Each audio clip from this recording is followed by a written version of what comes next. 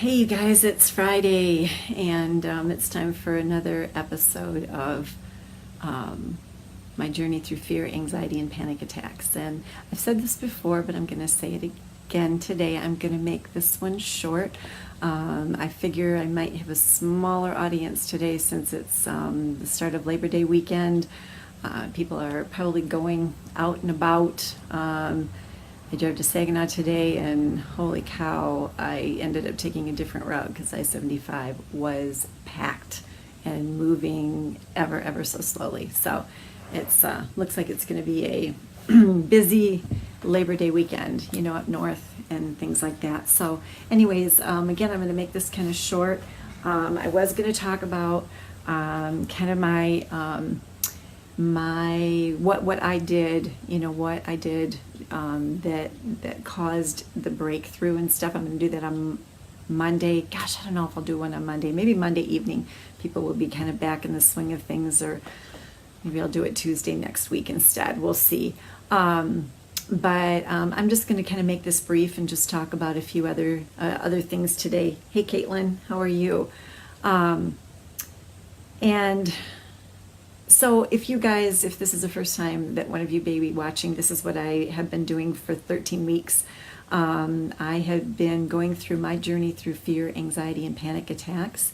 I have been on here to give hope, to give encouragement, to give little snippets of things that you can do right now to begin to alleviate some of that fear, anxiety, and panic attacks. 13 weeks. 3 videos a day, roughly. There's been a few times that I've missed. So, basically we've got, maybe it's even been longer. I think we've got about 37 to 38 videos so far that I have done at the end of this spring through, right now. So I just felt like it was something God put on my heart.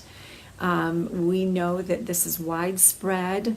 40 million plus people in this country alone struggle with some form of fear, anxiety, panic attacks, panic disorder, anxiety disorder itself. We just saw this past week, young 30-year-old pastor, took his own life due to anxiety and depression. We've seen Kate Spade, some of these other people. Obviously it doesn't just affect, those, but you see it affects everybody, right? It is no discerner of persons, right? Young, old. I think statistically women maybe struggle a little bit more, but right, me to famous people with money, pastors, it has no bounds. Fear has no boundaries. It knows who it can prey on. It knows, and it has a voice. Fear talks to you. That's the biggest thing that happens. That's the thing that drives people, right, to do what this young pastor did, is because fear has a voice, and it talks to you, and it's going and going, all day long when you have this, you think you're crazy, and you think you don't know what's going on, and it's tormenting. The thoughts are tormenting that come in. I get it. I understand it. I struggled with it for 25 years, but now I've been free for a little bit over 20. So I'm sharing, and I'm going to share, how I did that, how you can do that. I'm not a psychologist, I'm not a psychiatrist, I'm not a counselor, I'm not a doctor. I'm somebody who's broke free, and I have solutions that enable anybody that is willing to take the time and to believe that they can receive, to break free from this as well. And that's truth. You think about it, if you want to have marriage advice, who do you go to? Hey Mary, how are you tonight? You don't go to your single friends who have never been married. You don't go to the couple down the road that have had marital problems since day one. You go to somebody. You don't have to necessarily go to a counselor, right? You go to so and so in your church, they've been married for 30 years and they have an amazing marriage, and that's who you go to, right? If you want advice on, oh, I don't know, let's say you're going to redecorate your home, you're going to go to your friend who's a nurse and say, could you help me, decorate my home? And she's like, I've never done it before. And you're like, yeah, but I really want you to do that. No, you're going to go to a friend who knows how to decorate, and who's, when you go for advice, when you go and you need help and you need, like Mary's daughter, who is an amazing makeup artist, Xtina Harmsworth, and so if you want advice with that, right, you don't go to your natural friend who's never put a stick of makeup on her life, to say, hey, can you come do my makeup for my wedding? No, you go to somebody like Mary's daughter who does it forever, right? So that's kind of my point here too. Some of you might be listening and going, but you're not a counselor and you don't have a psychology degree and you don't have, well, I tried all those things, you guys. I tried all that. And so no, no, I'm not, but I'm somebody who went through this for 25 years. 25 years of hell, right? And I came through on the other side, right? And it wasn't because of a counselor. I'm sorry, it wasn't because of a psychiatrist or a psychologist. It wasn't because of the Christian psychiatric hospital that I stayed in for 3 weeks. It wasn't because of any of that. So, but now I broke free for 20 years. So is what I'm saying worth listening to? It is. It is. Not because, because it's my wisdom, because it's not, but it's God's wisdom that He has planted in me, and it is coming through me. It is out to you, and this is the thing that helped me to break free. I'm going to talk about that all next week, believe me. So, I mean, it's great to hear people like, have you ever had a panic attack? Have you ever, I heard that too. Or I asked people that too. And at that time, this was years and years ago, it was like I finally found somebody who said yes. And that gave me hope to go, I'm not alone. But what a better thing it is for somebody to say, yes, I've been through it, but I'm out on the other side. I've been out for 20 years. Wouldn't you like to say, well, what did you do? What did you do to break free? Right? If somebody says, man, our marriage was horrible, we were ready for divorce, but now now we have the most amazing marriage on the planet, then you're going to go tell me how, because my marriage, you want to learn from people who have results. You want to learn from people who have been through things and come out on the other side and can teach you how to do the same for yourself. That's what you want, When I started thinking, and I'm not saying all counselors are bad. I'm not saying all therapists are bad. I'm not saying that they're all. Not saying stay away from them. But I will tell you, I was with one for 4 years, and I started to think, this guy's never had a panic attack. This guy has never had anxiety. This guy has never, what he has is textbook stuff. This is what you need to do, and that wasn't even sort of like that, But it's really hard to sort of get that advice, right, from somebody when you're talking emotionally, when you're talking mental, health, to listen to somebody who has never gone through it, So anyways, that's kind of my claim. What is my claim to fame? Or not my claim to fame, that sounded kind of funny. What is my claim is that I have results. I have results for this. I have broke free, and it's my passion, and it is my goal to see as many people set free from this horrific way of life, many people as possible, right? I read something, and I'm gonna read this, and I'm gonna leave you with this, and this is not meant to, oh gosh, you're going to get it. You're going to understand it. If you've gone through this and you've lived with fear, anxiety, panic attacks, and the whole deal, you're going to get this. Hey, Julia, how are you? Or Chris, maybe it's Chris. It says, a man of fear lives always on the edge of insanity. And I know, and I don't want to, but if you've gone through this, if you're going through this, isn't that true? always lives on that edge. You know, how often did I think, I'm going crazy?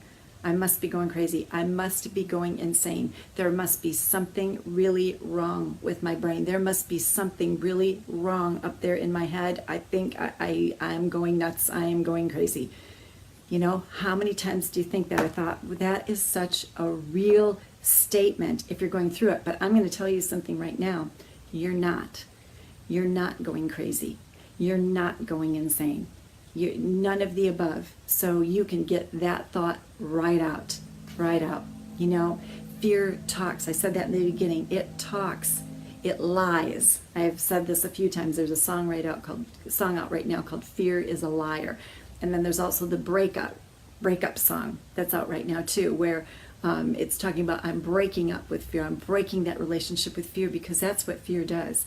You know, fear is from the pit of hell. It really is, unless it's a healthy fear, right? Something is coming at you, a wild animal or something, you know, that you need to flee. Yes, there are times when God has, you know, but when it comes like this, when it's fear, anxiety, panic attacks, out of the blue, in between those attacks, it's talking to you, it's saying, when's another one going to come? I better not go here, better not go there. I had one there, so I don't want to go there anymore. What if this? What if that? What if there's something bad wrong? It just speaks to you all day long. It just talks all day long, and that's what gives you the feeling like, am I going nuts or what? No, you're not. You're not going nuts. You're not going insane.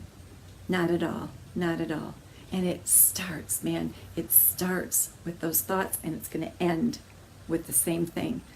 So be so incredibly encouraged, and build up your faith. Build up your faith to believe that you can get through this, that you can come out on the other side. But smart is not always people feeling smart. Yeah, that's very true. That is very, very true, Mary. Very much so. Very much so. You know, yeah, we can be book smart all that we can, but it doesn't always translate, you know, into what we need. You know, real life experience, real life, you know, coming through things and finding, basically with this is like, you know, God's like the creator of the universe is like, you know what, I knew you were going to be in fear. I knew people were going to, and I've got solutions for that, right? Practical solutions for people to be able to get through this stuff. And that's what I'm going to share with you next week. But anyways, I want you to just keep your faith, you know, keep your faith alive. Keep it alive. And faith is, in the Bible, faith is the substance of things hoped for and the evidence of things that are not yet seen. So faith sees it before it happens. So keep your eyes of faith on the goal and the prize to say, I will break through. I will break free.